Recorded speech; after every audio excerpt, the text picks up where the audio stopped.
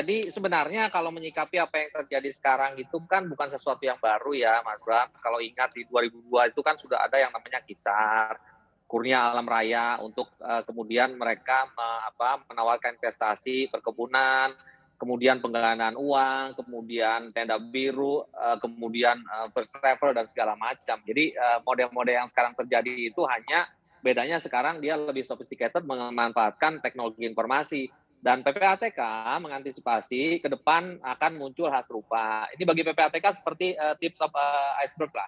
Nah, secara keseluruhan rekening sampai sekarang kita sudah 150-an ya rekeningnya. CIF sendiri itu sudah 154 CIF yang kita bukukan. Total transaksi yang terpantau di dalam laporan yang diterima oleh PPATK itu 8,3 triliun, Mas Bram, pemirsa semua. Jadi memang ini angkanya luar biasa masif dan kemudian pihaknya juga luar biasa banyak, tambah juga value dari transaksi juga luar biasa besar dan melibatkan beberapa negara dan semua sudah terpantau oleh PPATK. PPATK sekarang tinggal memperdalam dan mengantisipasi beberapa kasus serupa yang lainnya. Mas Bram. Oke, baik. Mungkin saya akan beralih ke Bu Yenti. Bu Yenti, tadi kan juga Pak Ivan menyatakan ini kan juga transaksi yang besar, nilainya juga besar. Apakah memang dari kasus ini juga ada indikasi yang mengarah pada pencucian uang, Bu Yenti? Ya, terima kasih. Saya kira dengan apa yang disampaikan oleh Mas Ivan, Pak Ivan, aduh dulu teman ya, Pak Ivan, sekarang pejabat. Pak Ivan adalah semua itu adalah indikasi ke pencucian uang, tentu. Jadi ini ada satu kejahatan di mana kemungkinan adanya judi online, investasi ilegal, kemudian pembohongan publik yang mendorong bahwa yang bersangkutan korban-korban kemudian mau menginvestasikan uangnya dalam tanda petik ya, tapi ternyata kan bukan. Ini sedang dilihat ada kemungkinan kejahatannya oleh kepolisian dan kemudian bekerja sama dengan PPATK adanya transaksi-transaksi yang mencurigakan yang antara lain tadi disebutkan adalah selain alirannya kemana dan dari mana juga berkaitan dengan jumlahnya yang fantastis tadi ya 8,7 triliun.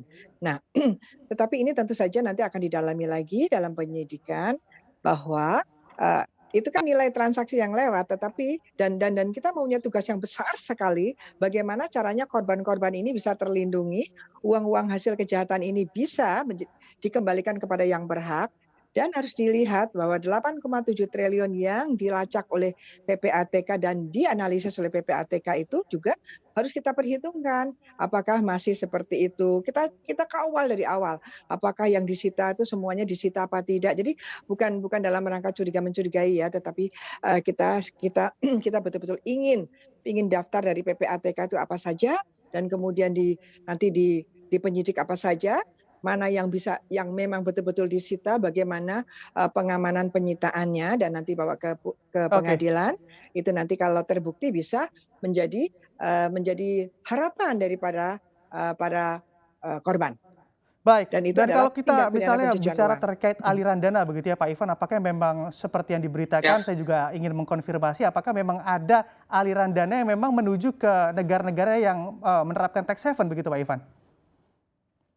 Ya, kita memang mengindikasikan ada transaksi yang terkait dengan beberapa negara ya, seperti kemudian ke Mauritius dan Singapura, China, Australia, bahkan USA itu kita Karibia dan British Virgin Island dan semua sedang kita komunikasikan. Kita sekarang sedang berkomunikasi dengan FIU setempat untuk mengeksplorasi lebih jauh dan meminta PPATK setempat atau FIU setempat untuk melakukan penelusuran terkait dengan transaksi yang kita mohonkan, Mas Bram.